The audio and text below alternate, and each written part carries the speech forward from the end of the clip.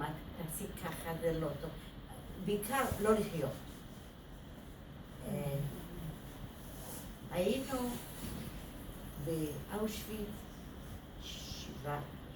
שבוע ימים עד 10 ימים, לא יותר, אבל נורא.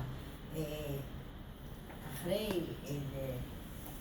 שבוע ימים הזה, לא עבדנו, אושוויץ היה תחנת מעבר. לא, באושוויץ לא עבדנו, אבל באה איזה משלחת של קצינים או זה, שמחפשים אנשים לעבודה.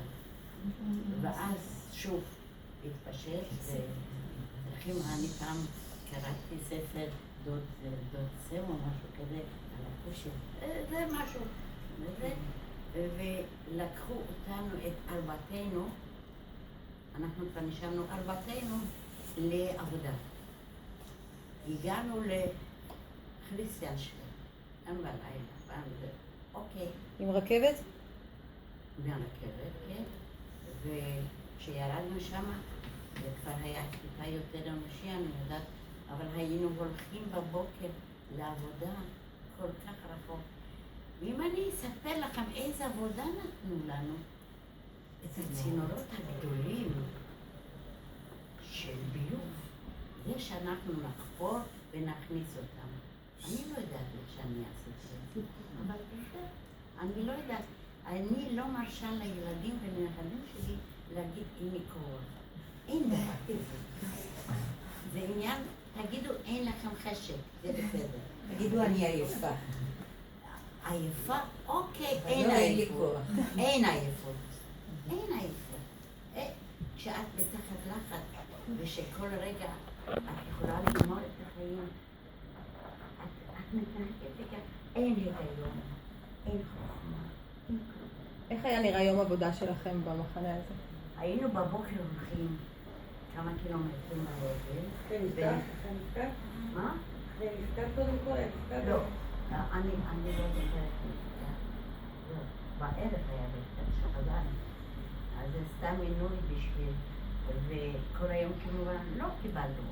ובערב קיבלנו קצת מרה. בשביל להישאר בחיים, אם תשאלו אותי, אני לא יודעת. אבל עובדה. עכשיו, לא היינו שם הרבה זמן. ואז הגרמנים הרגישו שהם מפסידים את המלחמה.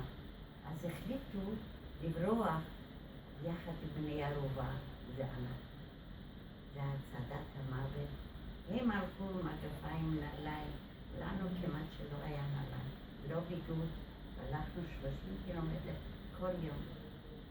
עד שהגענו לאיזה כפר, ושם ברפתות או במשהו נתנו לנו למחרת ללכת.